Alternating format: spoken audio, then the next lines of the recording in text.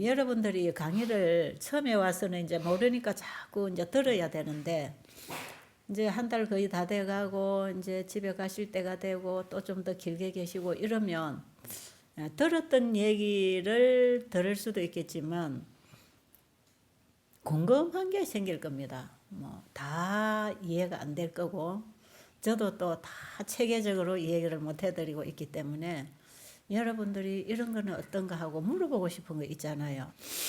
이런 걸 강의 시간에 부탁해도 됩니다. 지금도 괜찮아요. 이런 문제에 대해서 좀 강의를 해달라 이러면 그런 부분에 대해서 또 강의를 해드리고, 또 이런 거 저런 거 뭐 이것이 여러분 신앙적인 문제든지 아니면 건강에 관한 문제든지 뭐 아니면 다른 부분도 괜찮습니다. 여러분이 가지고 있는 다양한 문제들 그냥 궁금하신 거 있으시면 한번 물어보세요. 아는 대로까지는 도와드릴 수 있습니다. 혹시 그냥 질문하기가 민망스러우면 메모지에 적어줘도 됩니다. 적어서 주시면 그 내용에 따라서 강의를 해드릴 수도 있고요. 궁금한 게 많을 거예요. 여러분들이 궁금한 게 많은데 그냥 궁금하지 않고 또 살 수도 있습니다. 그냥 그게 맞는 줄 알고 할 수가 있거든요. 그래서 이런 부분은 좀 답을 얻고 갈 수 있도록 그렇게 하면 좋겠고요. 제가 이제 여기서 학우분들이 나가시잖아요. 나가실 때 좀 걱정되는 게 있어요. 도대체 가셔서 집에서 잘 하실 건지 안 하실 건지 그게 걱정이죠. 여기서는 여러분들이 좋아지고 뭐 한 가지라도 뭐가 좋아지고 있잖아, 그죠? 여기 일주일만 지내면 적어도 무좀 하나는 고친다고 제가 항상 얘기하지요.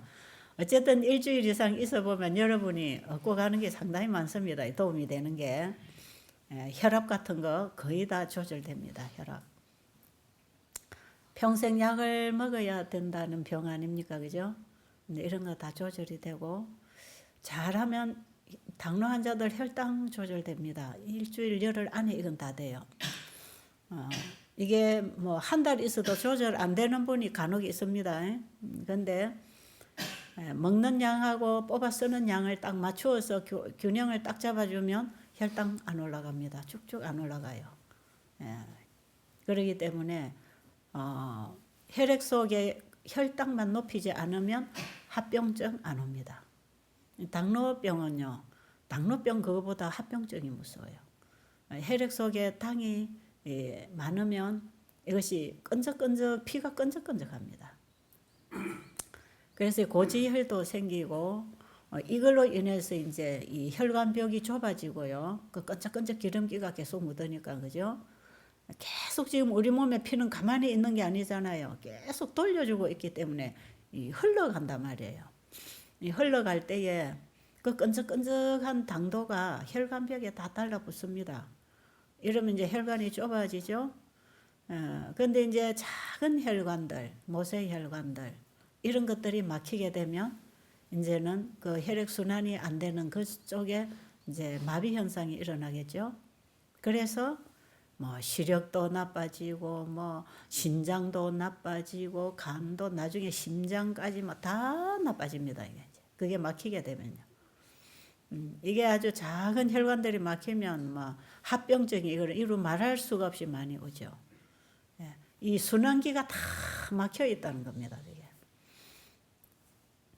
그런데 당뇨 환자들이 아직 합병증이 아직은 괜찮다. 아직은 합병증이 거의 없다 하는 때에 혈당 조절을 정확하게 해주면 그만 평생 합병증은 안 오고 혈당 조절도 되기 때문에 약을 쓸 필요도 없지요. 그래서 이 먹는 양하고 쓰는 양을 잘 균형을 잡아줘야 돼요. 우리 몸에는 당이 들어오면 이거 에너지로 전환시켜가지고 힘을 주잖아, 그죠? 힘을 자꾸 쓸 때 당을 자꾸 에너지로 만들어가면서 이거 뽑아 써버려야 됩니다. 이걸 자꾸 뽑아 써야 혈중의 당도가 낮아지는 것이에요. 그러면 피가 끈적끈적 안 하기 때문에 뭐 크게 고기를 먹었다 뭐 이런 문제도 있겠지만 그래도 고기 먹어가지고 뭐 술 먹고 고기 먹고 스트레스 받는 정도 가지고 그렇게 합병증이 많이 오는 건 아니잖아요. 약간씩은 다 옵니다. 그렇게 먹다가 보면 뭐 이 순환이 안 되니까 몸에 고장이 이제 생기고 암도 생기고 그런데 사실 당뇨 환자들은 이 혈당 때문에 합병증이 많이 와요. 그래서 당뇨 환자는 작게 먹고 일을 많이 해야 돼요. 먹는 건 작게 먹고 쓰는 걸 자꾸 써야 돼. 그래야 혈당이 안 올라가거든요. 이렇게 해보면 여러분이 혈당 검사를 해보면 당이 안 올라갑니다. 계속 운동을 해야 되는 게 참 중요하고요. 특히 이제 햇빛 에너지를 많이 받아야 해서 햇빛 속에서 운동하고 일하고 이런 건 참 당뇨 환자에게는 이 옥 외에서 외부에서 햇빛 받으면서 일하는 거. 왜냐면 이 햇빛 에너지도 이 우리 혈관 속에 있는 콜레스테롤을 끄집어내서 태워내거든요. 그래서 비타민 D를 만들어준다 그러잖아, 그죠? 그러니까 햇빛에 나갔을 때 우리 몸 혈관에 있는 이런 기름기들을 많이 뽑아내게 돼 있고, 그래서 또 더불어 혈액 순환도 시키잖아. 자꾸 운동하니까, 그죠? 그래서 일이라고 하는 것은 참 좋은 운동입니다. 그걸 햇빛에서 할 때에 좋은 운동입니다. 그런데 이걸 이제 막 창고 혹은 사무실 햇빛이 통하지 않고 공기가 순환이 잘 안 되는 이런 곳에서 자꾸 활동을 하면 이게 이제 과로가 되고 독소가 쌓이고 이렇지만 이 옥 외에서 적당하게 활동하고 쉬고 걷고 일하고 이런 것은요. 당뇨병뿐 아니라 인체 전체적인 신진대사를 시키는데 굉장히 좋은 운동이에요. 이런 거는. 그래서 여러분들이 절대로 과잉 보호를 받으려고 생각하지 마시고 하는 분들 뭐든지 내가 아프니까 가족이 나를 도와줘야 되고 나는 움직이지 않아도 된다고 하는 그런 생각은 일체 다 버리시고 스스로 하는 거. 스스로 자기 스스로 뭔가를 할 수 있어야 돼요. 그래서 여기 오시면 여러분이 할 일이 없으니까요. 집에 있으면 할 일도 많겠지만 그러니까 자기 몸 씻고 자기 옷이라도 자기가 빨고 자기 있는 곳 청소라도 자기가 하고 자기 밥그릇 자기가 씻고 이런 거라도 움직여야 돼. 자꾸 움직여서 자기 스스로 할 때에 마음도 상대방을 향해서 열리고 베풀고자 하는 정도 나눌 수 있고 봉사심도 가니까 이 정신 건강에도 얼마나 좋은지 몰라요. 이 우울증 환자들, 자기에게 갇혀있는 이런 우울증 환자들이 누군가를 위하여 봉사하고 일을 할 때에 이게 다 풀어집니다. 그래서 우울증 환자들은 봉사를 많이 하면 우울증이 없어진다 그러죠. 우울증 환자에게 제일 좋은 처방은요. 이웃에 대하여 뭔가를 베푸는 것. 누군가를 위하여 봉사할 때 자기에게서 벗어나잖아. 그죠? 자기에게 갇혀있는 그 상태에서 우울증이 오거든요. 벗어나는 거죠. 그래서 여러분들이 가지고 있는 이런 병들은 그냥 일상생활에서 다 해결될 수 있는 병들이에요. 그 일상생활에서 얻어진 또 병이고요. 그렇기 때문에 여러분들이 여기 오셔서 이 배우고 있는 이런 생활 습관 고치는 거 이런 거 여러분이 집에 가셔서 이제 하셔야 돼요. 하셔야 돼요. 우리 여기 갑산선 암으로 온 우리 학생이 하나 있잖아요. 제일 젊은 학생. 지금 이게 줄어들고 있다 그럽니다. 많이 줄었다 그러네요. 참 좋은 현상이 일어나고 있습니다. 이 젊은 아이들은 암이 훨씬 더 빨리 자랍니다. 연세가 많은 분들은 천천히 자라지만 젊은 사람들은 이게 훨씬 더 빨리 자라게 돼 있어요. 근데 얘가 지금 많이 줄어가고 있고 좋다. 근데 이제 걱정은 뭐냐. 지금 집에 가면 또 학교에 가거나 직장에 갔을 때 이 몸을 지킬 수 있을런지. 이제 그게 가장 걱정이죠. 뭐 어른들은 거의 뭐 지금 뭐 연세가 드시고 또 은퇴하시고 또 이제 뭔가 좀 삶을 바꿀 수 있는 그런 상황, 그런 여건이 주어질 수도 있지만 젊은 애들은 가는 길이 빤하잖아요. 공부하는 애들 학교 공부 마쳐야 되고 또 직장 가져야 되고 결혼해야 되고 뭔가를 이제 이루어야 되기 때문에 열심히 뭔가 사회 생활을 해야 될 때 이 몸을 어떻게 지켜나갈 것인가. 굉장히 이거는 참 우리 앞에 바로 당면한 직접적인 문제입니다.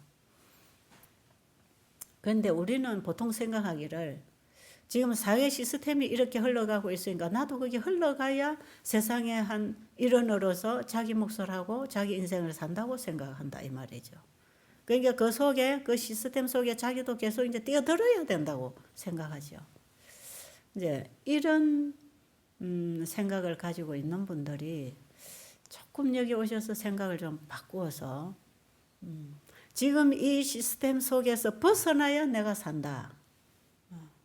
어떻게 보면 좀 극단적인 행동을 해야 될 그런 부분입니다. 이런 게.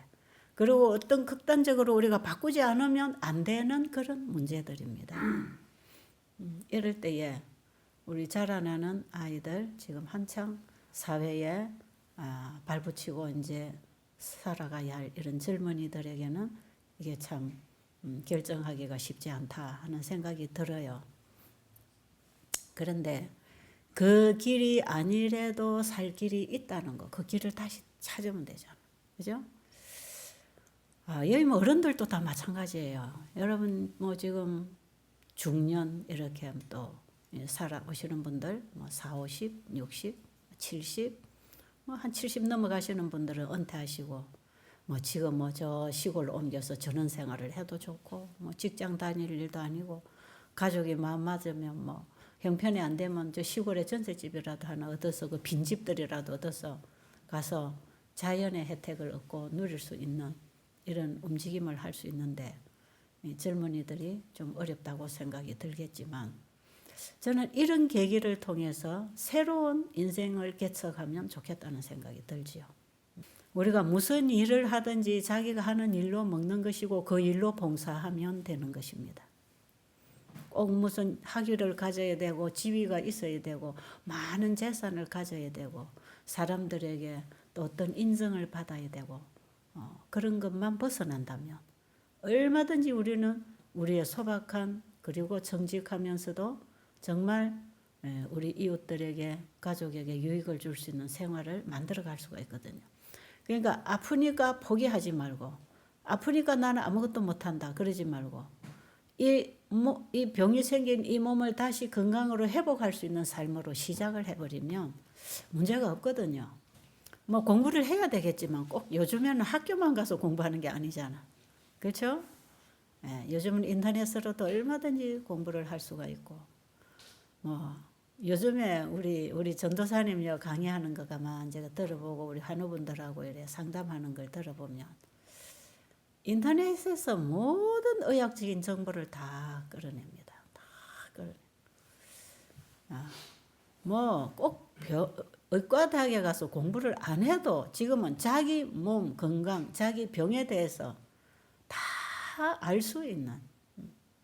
그리고 지금은 이런 병일 경우에 어떻게 수술을 하고 약물을 하고 어떻게 하고 하는지 특히 이제 이곳에서는 그렇게 하고 오시는 분들을 통해서 또 많이 보고 있잖아요. 그래서 우리 전도사님 간보면 환자들이 상담받을 때나 여기 와서 상담을 할 때 여러분을 지도해 줄 때에 가만 보면 예를 들어서 유방암이다. 유방암이 뭐냐? 자신이 의과대학에서 배우지 못한 것들을 참 인터넷에서 여기저기 이런 학자들 저런 학자들이 얘기하는 것을 종합적으로 이걸 정보를 받는다 이 말이에요. 그럼 이 정보를 받아가지고 그 환자에게 적절하게 상담을 해주고 도움을 주는데 결과적으로 거기에서 그 정보를 받았다고 해서 그걸 알았다고 해서 병이 낫게 할 수는 없는 거 아닙니까? 그런데 이런 정보를 다 받아서 병에 대한 상식을 일단 의학적인 상식을 갖춘 다음에 그 다음에 하나님의 처방을 이런 경우에 어떻게 적용을 시켜야 되는가를 가지고 이제 여기서 환자들에게 적용을 해주고 있잖아요. 그게 이제 도움이 되고 있는 것입니다. 그런데 이 과학적으로 뭐 연구를 하고 의사들이 어쩌고 저쩌고 했지만 답이 없단 말이에요.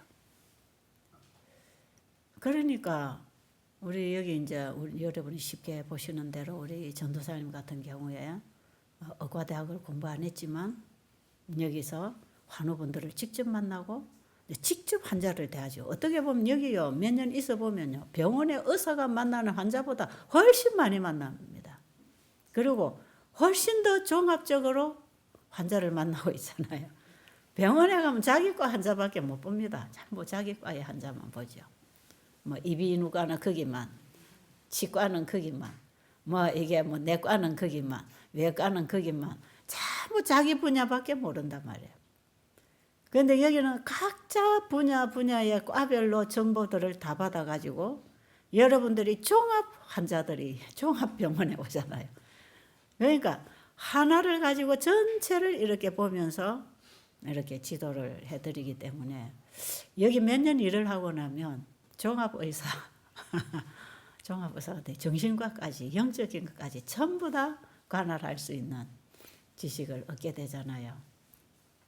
이런 학문도 우리가 배워야 될 필요가 있고 또 이런 것이 있는 줄을 몰라서 사람들이 접하지를 못하는 부분.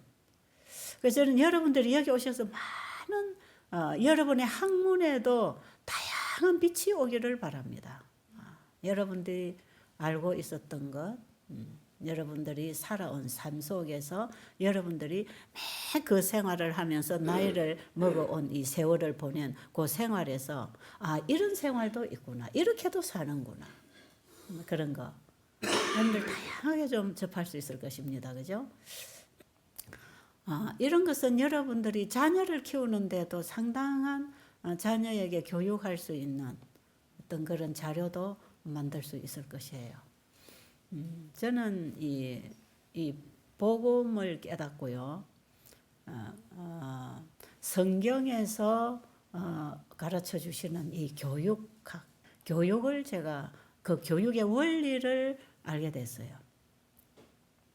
교육이 어디서부터 시작되었으며 교육은 뭐며 우리 인간이 배워야 할 학문이 어디서부터 와야 되는가, 무엇을 우리가 알아야 되는가, 이런 거요.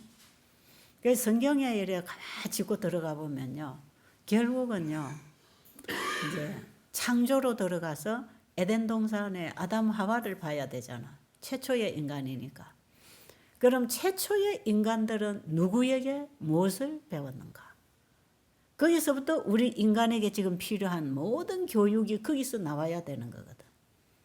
그래서 보면요, 최초의 학교는 가정이었습니다. 최초의 학교는 가정. 최초의 학생은 아담 하와. 최초의 서성은 교사는 하나님. 창조주였습니다. 창조주 그분이 우리를 만들어 놓으시고 이렇게 먹어라, 이렇게 살아라, 이렇게 생육 번성하고 이렇게 사는 것이다.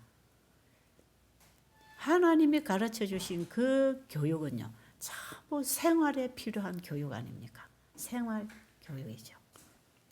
아무리 많은 지식을 갖고 있어도 이 생활하고 연결이 안 되면 아무 유익이 안 되는 거 아니겠어요? 결국 우리는 삶을 사는 사람들이니까. 이것을 어떻게 사느냐가 어떤 교육을 받고 사느냐, 저 사람이 어떤 교육을 받고 어떻게 살아가느냐에 따라서 그 사람으로 꼴지어지는 것이거든. 그런데 최초의 교사는 창조주, 우리를 만드신 그분이었습니다. 그리고 그분에게서 배운 부모가 자기 자식에게 또 배운 것을 전수하는 거죠. 이게 교육의 흐름입니다. 교육 제도에. 그래서 하나님께서 아담 하와를 가르치셨고, 아담 하와는 자기 자식에게 가르치고, 자기 자식은 또 자기 자식에게, 자기 자식에게, 자기 자식. 그래서 최초의 학교는요, 가정학교였습니다. 가정학교. 그런데 가정학교가 제대로 되면 제대로 교육이 되는 거예요. 요즘에도 사회에 좀 문제를 일으키는 이런 특별한 이런 사람들 보면 가정교육이 잘 안 된 사람들 있잖아. 그죠? 그래서 저거는 결손 가정에서 교육이 잘 안 돼서 어떻게 보면 아이들이 좀 이래 지체나 지적이나 이런 어떤 장애를 입고 나오는 것도 어떻게 보면 이게 부모로부터의 받은 영향입니다. 이게 교육은 꼭 말로만 하는 게 아니잖아요. 이 유전자를 통해서도 자기가 만들어져 나오는 거예요. 그러니까 부모가 자식에게, 후손에게 계속 전수해 주는 거, 이게 우리의 생활 교육, 그 생활을 통해서 또 우리의 유전자가 변질이 되기도 하고, 그렇죠? 그러니까 결국 우리는 지금 유전적인 죄를 받고 유전적인 병을 받고 유전적인 생활을 받고 유전적인 음식을 받고 부모로부터 받고 살고 계속 배우고 살고 이제 이게 어디서부터 잘못됐는가 이게 문제잖아 이게 그죠? 지금 우리가 계속 부모로부터 배우고 학교에서 배우고 살아가는데 이게 뭐가 잘못됐다. 어디서부터 잘못됐나? 이게 아담 하와가 하나님이 가르쳐 주신 대로 행하지 않고 그것을 불순종한 게 죄였어요. 그렇죠? 사단이 뱀이 와서 하와에게 유혹했고 하와는 뱀의 말에 동의했고 그다음에 그것을 자기 남편에게 또 가져가고 남편도 아내의 말을 받아들이면서 하나님의 교육에서 벗어나 버렸죠. 하나님의 말씀 안 듣고 불순종하게 됐잖아요. 누구 말을 들었느냐? 다른 세력으로부터 오는 말. 그걸 듣고 그대로 따라간 거죠. 여기서부터 교육이 흐름이 잘못되기 시작했어요. 이대로 내버려 두지 아니하시고 하나님께서는 아담 하와가 잘못 나가서 죽음으로 가는 그 길에 다시 돌아올 수 있도록 복음을 주셨어요. 그래서 아담이 범죄한 그 자리에 예수 그리스도가 죽으셨는데 대신 죄값을 지불하고 죽으시고 아담 하와에게 생육하고 번성하라는 이 축복을 그냥 허락해 놓으셔서 우리가 지금 태어난 거거든요. 그러면 예수 그리스도가 죄가 들어온 그곳에 바로 예수님 창조주 그분이 죽으셨다. 어떻게 죽으셨느냐? 약속하심으로 양을 잡아 제사하는 제도가 거기서부터 생겼습니다. 그래서 우리가 구약 성경에 보면 양 잡아 제사하는 제사 제도가 이제 이 레위기서에 보면은 레위기서 민수기에 보면은 이 제사 드리는 법이 굉장히 복잡하게 세세하게 법을 만들어서 죄인이 다시 용서받고 하나님께 배우고 교육받고 살아가는 새롭게 회복할 수 있는 길을 열어놓으셨거든. 그래서 사실은 아담 하와가 범죄했지만 아담 하와가 죽어야 할 그 죽음을 예수님이 죽으시는 그걸 보면서 자기가 양을 찔러 죽이면서 내 대신 예수 그리스도가 죽으신다고 하는 하나님이 주신 복음의 약속을 받아들이면서 대신 양이 죽고 예수님이 죽고 자기가 살았다는 이 복음을 받아들이면서 회개합니다. 아담이 거기서 회개하죠. 아담 하와는 자기의 죄가 예수 그리스도 하나님을 죽이는 죄였다는 것을 깨닫고 하나님이 내가 죽어야 할 죽음을 대신 죽으시고 나를 살게 하신 그 구원의 복음을 깨닫고 마음에 회개가 일어나고 변화가 일어나고 다시 하나님을 사랑하게 되고 그분에게 듣고 배우고 순종하는 신앙을 회복하게 된 것이죠. 그리고 그것을 아담은 배워가지고 자기 자손에게 이제 가르칩니다. 그런데 제일 처음에 누가 낳지요? 성경에 보면 가인과 아벨이 태어납니다. 두 아들이. 그런데 아버지의 가르침을 잘 배우고 그대로 따라서 순종하는 아들이 나오는가 하면 아버지의 가르침을 자기 식대로 만들어가지고 자기 식대로 살아가는 거역하는 아들 두 부류가 거기서부터 두 가지가 흘러내려옵니다. 그게 이 지구 역사에 두 부류의 사람들이 계속 흘러온 거예요. 그래서 두 가지가 나옵니다. 참 교육과 모조 교육, 참 복음과 모조 복음, 바른 것과 잘못된 것, 이것이 죄와 의가 계속 흘러내려오죠. 지구 역사 속에. 그래서 아담은 자기 자손에게 듣든지 안 듣든지 듣는 자식이 나오잖아요. 그것도 듣는 자식은 자기가 배운 것을 자기 후손에게 이걸 계속해서 전수해 나갔습니다. 정확하게 제가 몇 년 후인지는 모르겠지만 이 사무엘 시대에 이제 사무엘을 통해서 선지자 학교를 세우는 게 성경에 나오죠. 그 이전까지는 학교가 없었습니다. 그러니까 하나님께 배운 자식이 배운 것을 계속 하나님의 가르침을 전수해야 됐는데 이제 하나님께 배우지 않는 거역하는 자식들이 또 자식 자꾸 낳을 거잖아. 그러니까 이 부모가 자식을 못 가르치게 된 거죠. 그 자식은 그 부모 따라서 자꾸 잘못된 걸 배우고 사는 거죠. 그래서 하나님께 배우고 그 말씀의 가르침을 그대로 가르칠 수 있는 사람을 선지자라 그러잖아요. 그래서 선지자 학교를 세운 게 이게 최초의 학교입니다. 최초의 선지자 학교가 썼죠. 이 선지자 하나님을 모르는 부모 밑에서 태어난 자녀들일지라도 하나님을 아는 선생님 밑에서 배울 수 있도록 학교를 만들어서 거기에 선생님, 스승이 있었단 말이죠. 선지자가 스승이었습니다. 그럼 선지자는 뭐냐? 하나님을 알고 하나님 말씀을 가르치는 사람을 선지자라 하는 거거든. 그 선지자적 사명을 하고 내려오는 사람들이 지금 이 지구 역사 마지막까지 계속 있습니다. 그리고 이 세상에는 끊임없이 하나님 모르는 인간의 학문과 지식이나 상식을 가지고 가르치는 또 하나의 학교가 쭉 흘러나오죠. 지금 우리 세상의 사회에 있는 학교들이 주로 하나님 모르는 교육 시키잖아요. 그러나 하나님께 배우고 하나님의 말씀을 통해서 하나님께 배우는 하나의 또 학교를 통하여, 이게 주로 이제 가정 학교로 봐야 되고, 이런 학교를 세우기 위해서 우리 재림교회가 세운 학교가 이 선지자 학교라고 해서 삼육 교육을 하게 되는 거죠. 이 삼육 학교가 전부 다 그렇게 해서 생긴 학교입니다. 위생병원은요, 지금 삼육병원으로 이름을 바꿔놨지만 위생병원은 엘렌 G 화이트 여사가 지금 건강교육관, 건강기관을 만들어서 하나님의 법도를 알지 못해서 잘못 살아서 병들어가는 그들을 봉사할 수 있는 기관을 위생병원, 요양기관으로 만들어라 그랬고요. 하나님 아는 지식이 없어지고 인간으로부터 인간의 지식을 배워가는 세상에 하나님 아는 교육을 시키도록 하기 위해서 교육 사업을 하도록 했어요. 그래서 이게 학교를 세우고 요양원을 세우라 그랬죠. 그런데 이제 학교가 이 삼육 학교가 우리 이제 이 재림교회가 이 기독교 역사 속에 흘러온 교회사를 배우면 이 시대에 제7일 안식일 예수 재림교회가 어떤 교회인지 분명하게 또 알게 돼 있어요. 교회도 두 가지가 흘러오잖아요. 참 복음을 가지고 계속해서 씨를 받고 씨를 유전자 그대로를 전수시키는 교회가 이 땅에 하나 있다고 하면, 그거는 언제부터 아담이 범죄한 이후부터 교회가 서면서 계속 오늘까지 하나 내려온다면, 모조 복음을 가지고 구원에 이르지 못하는 속임수에 속아서 잘못 가르치는 오류, 모조 복음 비슷한 이런 모조 복음들을 가지고 또 수많은 교회들이 흘러내려오죠.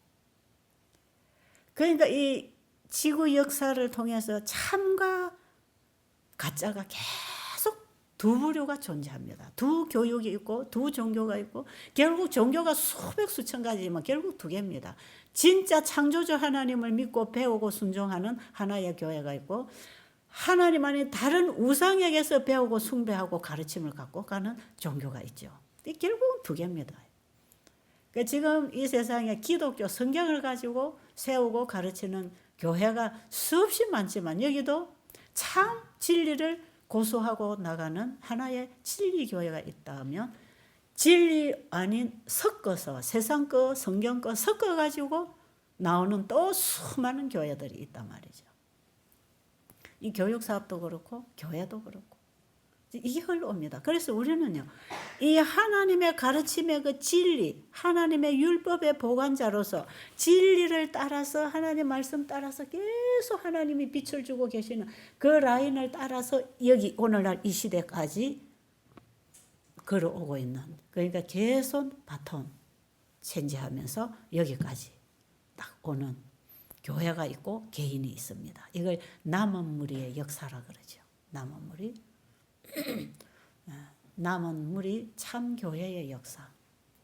이는 진리를 끊임없이 지켜나가는 한 무리. 이 굉장히 소수입니다. 굉장히 소수예요. 이 숫자를 어떻게 표현을 했냐면, 성경에는 이 나무에 과일을 다 따고 나면 저 꼭대기에 두세 개 남는 거 있잖아요. 그만큼 작은 숫자라고. 아주 적은 숫자들이 그럴지라도 그 진리의 씨를 보존해서 다음 세대로, 이게 이제 우리 성경에 보면 선지자들, 참 선지자들이 가지고 나왔고, 그 다음에 신약 시대에 와서 기독교가 서면서 이 로마교가 들어와서 진리를 다 바벨론화 시켜놨을 때 개혁자들이 일어났어요. 개혁을 계속 하는 게 그 진리를 수부해가는 사람들의 역사입니다.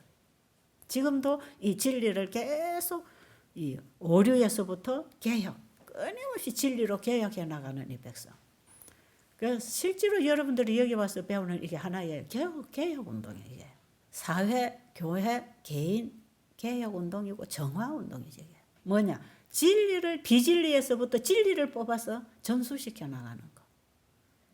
이런 긴 역사, 하나님께서 주관하시는 지구 역사의 흐름 속에 내가 있는 것, 그리고 그 일을 내가 하는 것, 이게 참 중요합니다. 그런 거. 그걸 알고 내가 지금 이 시대에 어떤 일을 해야 되고 무슨 말을 해야 되고 내가 어디서 배워야 되는지 그걸 알고 믿어야 되고 가르쳐야 되고 살아야 되고 그런 거예요. 자, 제가 이제 처음 시작점으로 돌아가서 우리 젊은이들이 사회 시스템 속에 가서 사회와 나란히 흘러가고 살아야 된다고 생각하는데 그게 아니다 이 말이죠. 지금 제 얘기가 어떤 분에게 상당한 이질감을 줄 수 있다고 생각하지만 결국은 그렇지 않습니다. 이 세상이 다 하나님 모르는 교육, 하나님이 누군지도 모르고 하나님께 배우지 않은 교사들을 통해서 그냥 비슷하게 합니다. 거의 80~90% 맞아요. 그게 필요해요. 그거 우리가 또 알아야 돼요. 네, 하나님 모르는 교사, 하나님 모르는 의사. 결국은 우리가 거기서 계속 따라가면서 그 속에 따라가다 보면 결국은 멸망해. 답이 없어요. 우리 인생은 그냥 그렇게 흘러가고 끝나는 것입니다. 마지막에 가면 죽음이라는 거 기다리고 있죠. 그래서 난 아무런 구원의 소망도 없이 희망도 없이 그래서 안 죽고 싶은 거예요. 사람은 이 땅에 이게 전부인 줄 아니까 안 죽고 싶죠. 그러나 우리가 어디서부터 하나님과 분리되고 죄가 오고 어디서부터 떨어져서 내 상태가 지금 어디에 있는가를 알고 이 진리 가운데서 우리가 정말 복음을 붙잡고 하나님 말씀에 따라 살아왔다면 오늘 내가 숨이 끊어져도 그건 아무 문제 없습니다. 더 길게 사는 것 자체가 고통만 더 가중될 뿐이죠. 이 세상은 죄인들이 사는 곳 아닙니까? 그렇습니다. 그래서 여러분들이 지금 여기서 지금 듣고 배우고 생활하고 그리고 몸이 좋아지고 또 마음에 평안이 오고 좀 회복이 오잖아요. 이것을 여러분들이 이 줄기를 따라서 계속 가야 된단 말이에요. 계속 가야 됩니다. 그래서 지금부터 여러분들이 배우고 실천하고 먹고 살아야 될 모든 교육은 하나님의 말씀에서 빛을 받고 배우고 움직이라 이 말이에요. 이게 나중에 가장 지구 역사 끝까지 하나님 편에 서서 영생으로 가는 백성들의 신앙입니다. 그래서 여러분 여기서 자꾸 이래 시간만 허비하지 말라고 제가 늘 얘기하잖아요. 자꾸 관심을 가지고 공부를 하세요. 그리고 집에 가시면 여러분이 전부 다 바꾸세요. 집에 가면 냉장고에 있는 고기 덩어리들 다 청소하고 여러분 집에도 구질구질한 거 다 청소하고 세상의 것들 내 관심을 끌고 내 마음을 끌어가는 것들 다 좀 정리하고 이거는 친구 관계도 좀 정리하고 좀 여러분들이 이 진리의 길을 갈 수 있도록 자꾸 길을 찾아서 길을 열어가세요. 길은 자꾸 가면 없는 곳도 길은 만들어서 가는 거니까요. 여러분들은 새로운 길을 만들어서 이제 가야 되는 것입니다. 지금까지 많은 사람들이 다닌 그 길을 또 가는 게 아니고요. 이제부터는 만들어야 됩니다. 어떻게? 하나님의 말씀은 길이요 진리요 생명이라 그랬잖아요. 하나님의 말씀으로 한 걸음 한 걸음 옮기면서 이제 길을 만드세요. 여러분이 갈 길을 하나님의 말씀으로 비추어서 만들어 가시면 그게 여러분들이 회복할 수 있는 길이고요. 그게 잃어버린 영생을 회복할 수 있는 생명의 길이고 이 땅에서도 여러분들이 건강과 삶을 바로 살아갈 수 있는 길입니다.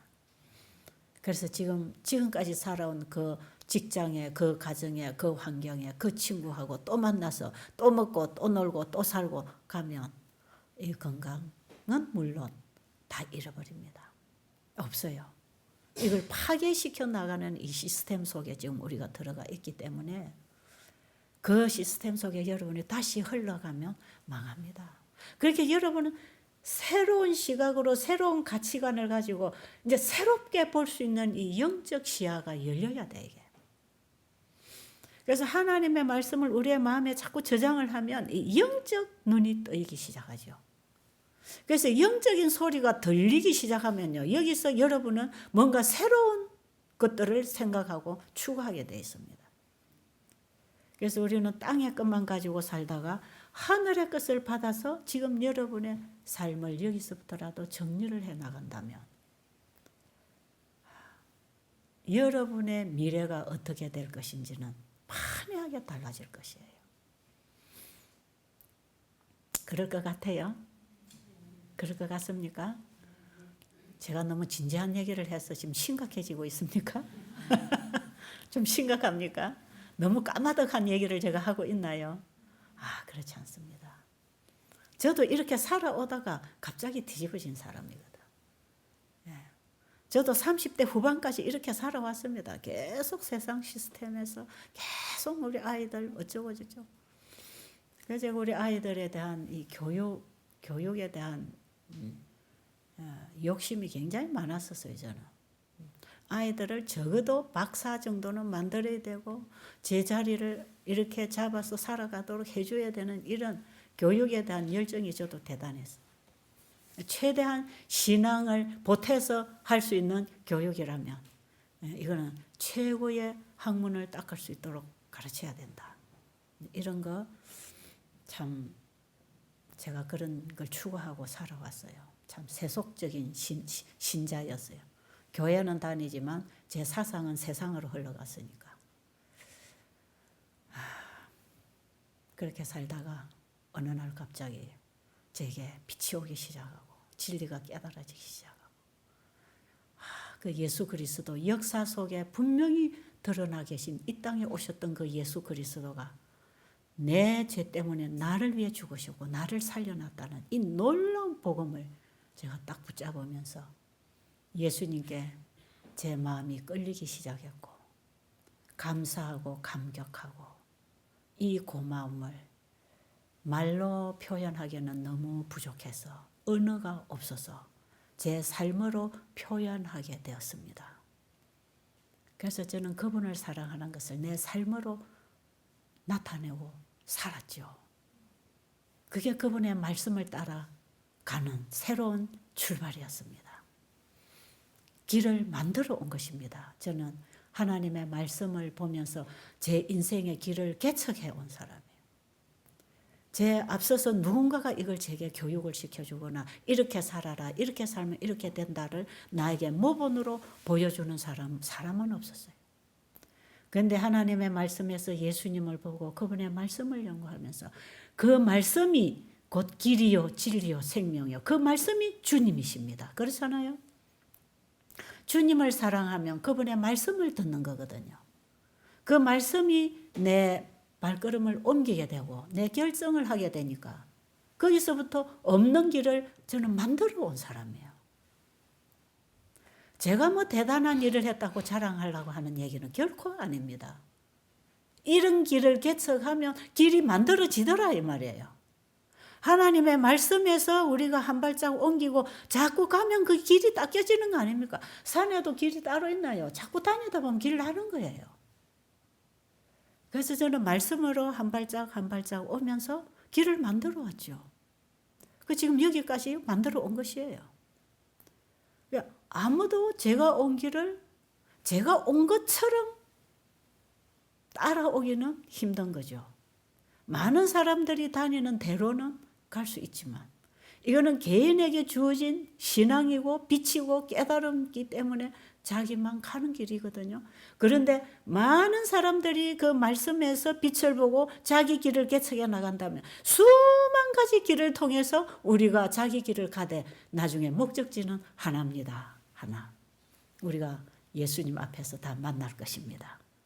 그러나 이 땅에서 자기가 할 일이 다르고 자기의 영역이 다르고 자기의 성향이 다르고 자기 할 몫이 다 따로따로 있기 때문에 자기가 가는 길이 다를 수 있지만 목적지에 가면 어디로 돌아가든지 서울에만 가면 된다 이 말이죠. 그렇죠? 서울 가는 길이 여기도 여러 갈래가 있지 않습니까? 열차로도 갈 수 있고 고속버스도 갈 수 있고 비행기도 갈 수 있고 자기 승용차로도 갈 수가 있고 얼마든지 자기가 갈 수 있는 길로 가지만 목적지는 같이 도착하듯이 우리가 그렇게 되는 거거든. 그래서 여러분은 여기 오셔서 여러분의 길을 한번 개척해 보시기 바랍니다. 네.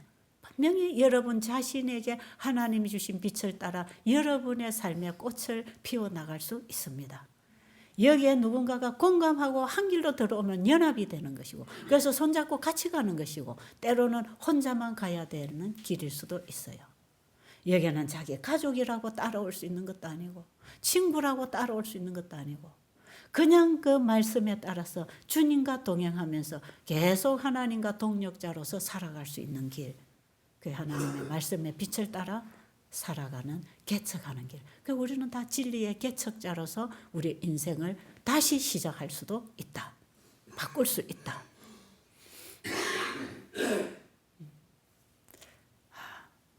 길은 만들면 길이 된다는 거 아시기 바랍니다. 다 남들이 만들어 놓은 길로만 갈 필요는 없습니다. 더 나은 길이 있으면 여러분이 개척해서 길을 닦으십시오. 그래서 그 길이 정말 이게 생명의 길이고 편안한 길이고 이 길이야말로 진리의 길이라면 다른 분들을 이 길로 오라고 또 손잡고 같이 인도해서 가시도 얼마나 좋습니까? 그래서 여러분 집에 가시면 나는 막연한데 우리 남편도 이거 모르고 우리 아내도 이런 거 모르고 엄마도 친구도 이거 모르는데 가면 또 친구들이 와서 한 잔 먹자고 할 거고 또 고깃집에 가자고 할 텐데 또 경로당에 가면 다 펼쳐놓고 먹고 노는데 나 혼자 앉아서 이거 뭐냐. 소외감 느끼고 외로움 느끼다 보면 사람은 외로움 가장 고통스럽잖아요. 그럼 또 섞이게 되죠. 그런데 그 외로움을 진리와 함께 주님과 함께 걸어가면 괜찮습니다. 한번 해보실래요? 여러분 그렇게 한번 해보실랍니까?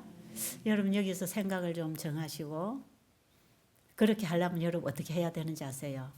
저 배대려 가니까 저 원장이 이리 하라 하던데 한번 해볼까? 안 되면 또 원장한테 물어볼까? 전화해볼까? 이렇게 하면 안 됩니다. 절대로 저를 따라 하려 해서는 안 되고 저한테 상담해서 길을 찾을 수는 없고요.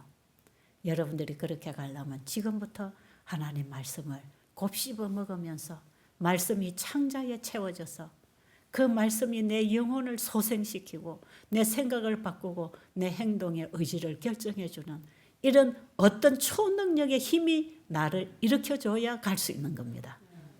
초능력과 연합해야 합니다. 지금 이 모든 자연은 초능력과 연합하고 있습니다. 그래서 저 꽃피는 저 힘, 열매를 맺어가는 저런 모든 에너지는요. 초능력의 힘에 의해서 저 나무가 자라고 꽃피고 열매 맺는 것이지 어떤 나무 스스로 한다든지 어떤 인간의 도움으로 되는 건 아니에요. 나무 스스로가 하는 게 아니에요. 우리 인간도 내가 지금 살아있으니까 내가 살고 내 스스로 하는 줄 알지만 우리 스스로 할 수 있는 일 없습니다. 하나님께서 우리에게 힘을 주고 가르쳐주고 확신을 주고 믿음을 주고 선택력을 주고 도와주셔야 일어나는 게 우리 인간이에요. 그러니까 우리가 지금부터 하나님께 우리 자신을 내려놓고 그분의 말씀을 우리가 붙들고 한번 일어나 보면 내가 그렇게 하려고 결정만 하면 하나님이 힘을 불어넣어 주십니다. 한번 해보세요. 그래서 정말 여러분 이 세상이 만들어놓은 사망의 길에서 이제 돌아서서 하나님의 말씀이 주는 생명의 길로 이제 앞에 안 보이는 것 같지만 하나님의 말씀은 그 자체가 허락이고 보장이기 때문에 그 말씀이 곧 창조이기 때문에 그 말씀을 따라 우리가 걸어갈 때 우리 앞길을 그분이 열어주십니다. 그 창조력이 있습니다. 말씀 속에는. 그러려면 우리가 얼마나 말씀을 깊이 연구하고 알아야 되겠습니까? 그래서 저는 여러분 여기 오셔서 막 재밌게 놀고 가는 거 좋겠지만 그것만 하고 가는 거는 별로 가치가 없다고 생각하고요.